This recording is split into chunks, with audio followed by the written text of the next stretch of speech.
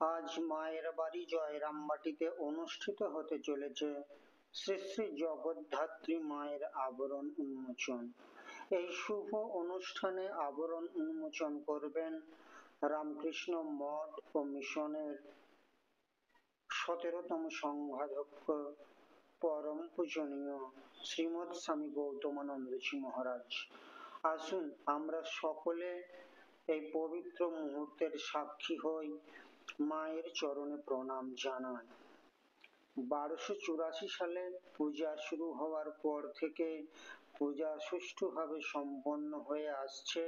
এবছর এই জগদ্ধাত্রী পূজা 149তম বছরে পদার্পণ করল।